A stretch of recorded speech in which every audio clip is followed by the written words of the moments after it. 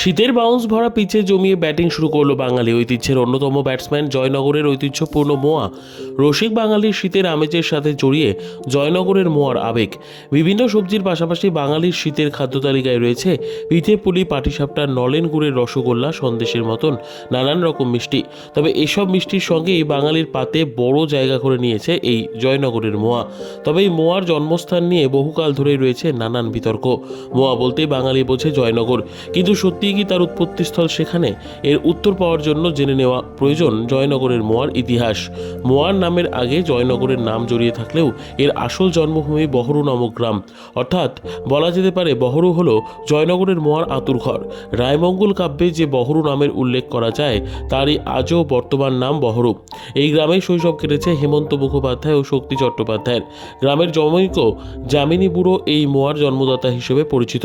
শোনা যায় তিনি নিজের জমিতে কনকচুর ধান ফলান, পরে সেই ধানের খই ও নলেন গুড় দিয়ে মোয়া তৈরি করে কোনো এক অনুষ্ঠানে তা পরিবেশন করেন। সেই অনুষ্ঠানেই খোদ হাজির ছিলেন শ্রী চৈতন্যদেব।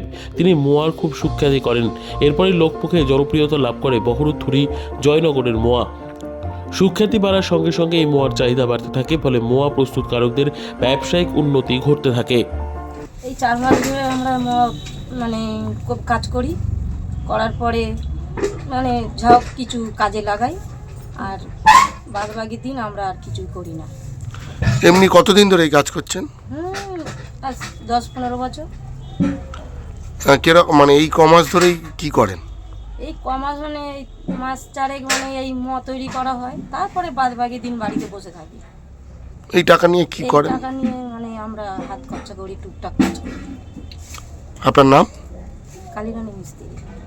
জিরেন কাঠের গুড় দিয়ে মোয়ার আলাদা টেস্ট কেন, কারণটা? এমনিতে জিরেন কাঠের গুড়টা খুব সুস্বাদু হয়। আর জিরেন কাঠের গুড় সত্যি কথা বলতে বাজারে খুব একটা সবসময় আসে না, পাওয়া যায় না। কিন্তু আমরা যখন কোনো স্পেশাল অর্ডার থাকে আমরা জিরেন কাঠের গুড় দিয়ে তৈরি করি। তাতে কি হয়, মোয়ার যে গুণগত মান সেটা অনেক বেটার হয়, অনেক ভালো হয়, খেতে খুব সুস্বাদু হয়। আর তাছাড়া তো আছেই, জিরেন কাঠের গুড় ছাড়া কনকের ধানের খই, কাজু কিশমিশ, ঘি, সিঘি মূলত ব্যবহার করি। এগুলো দিয়েই করি আমরা। মূলত জিরেন কাঠ বলা হয় কেন? ব্যাপারটা দেখুন, গাছ 3 দিন কাটা হয় পরপর। কাটার পরে 3 দিন রেস্ট দেয় অনেকে। এই রেস্ট দেওয়ার পরে আবার প্রথম যখন কাটা হয় গাছটা রস নেওয়ার জন্যে, তখন সেই গাছের যে রসটা হয় সেই রসটাকে বলা হয় জিরেন কাঠের রস। আর সেই রস জাল দিয়ে যখন আমরা গুড় তৈরি শিলুরে গুড় তৈরি করে, তখন সেই গুড়টা হয় অনেক বেশি টেস্টি এবং দামি, এবং সেটা কস্টলি। শিলুরে সবসময় সেই গুড়টার দাম অনেক বেশি নেয়। জিরেন কাঠের মোয়ার টেস্ট দাম কেমন?